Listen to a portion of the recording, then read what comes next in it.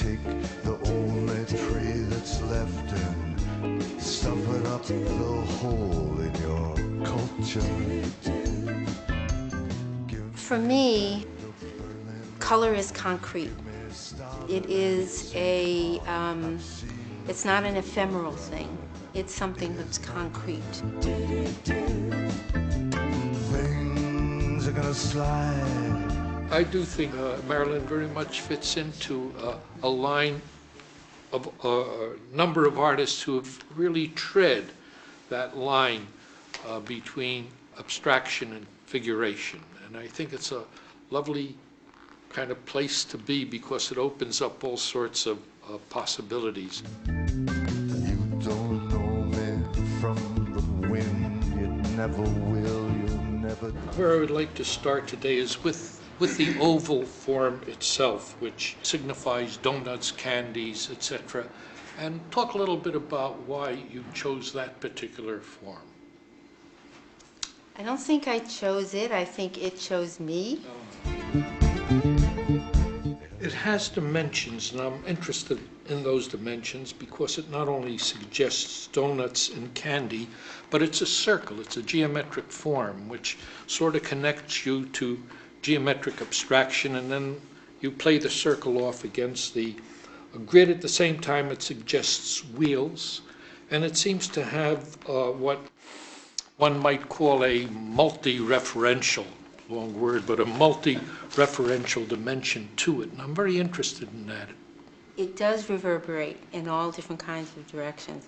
One of the things that I often feel with my work, I don't think I'm thinking about it as I'm about to do it, but that it has this kind of micro-macro look.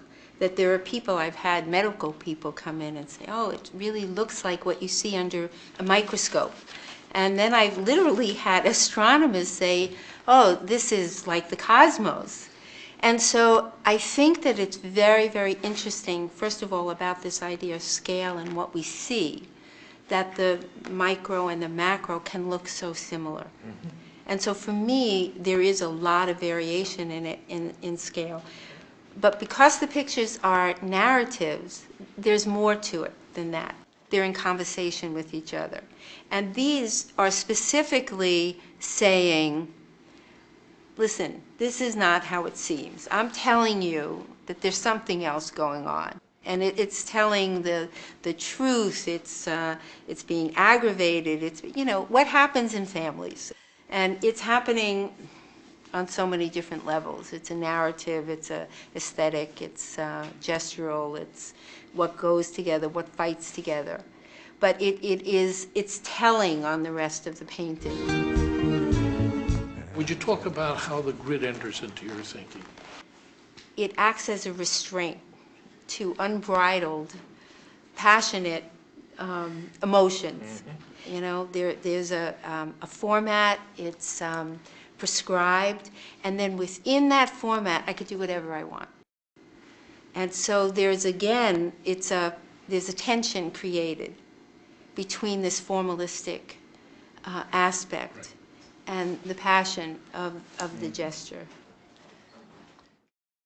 There's a hand back there. One thing, Marylyn, the rings, when you are working with, when you're putting them down, are they active and you're freezing them in place? I love that question because it's really hard to wrangle these guys into that box. They're like, let me out of here, you know, and it's happening, and it's captured. It's a moment in time.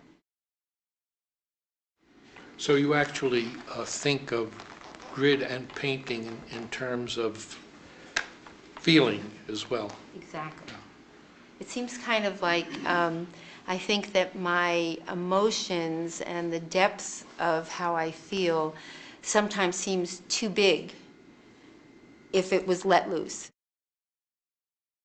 The narrative is very powerful and very strong, and I think it may be a little childlike in the way that kids can, you know, be playing with Cheerios and, you know, and create, you know, armies and things that are happening.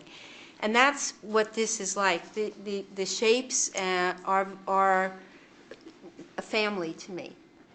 I take them and arrange them and do things against them and try to put colors together that are not going to work. And it's actually, you know, and like any family, it's a little bit dysfunctional, you know. So, but it's sort of an internal secret experience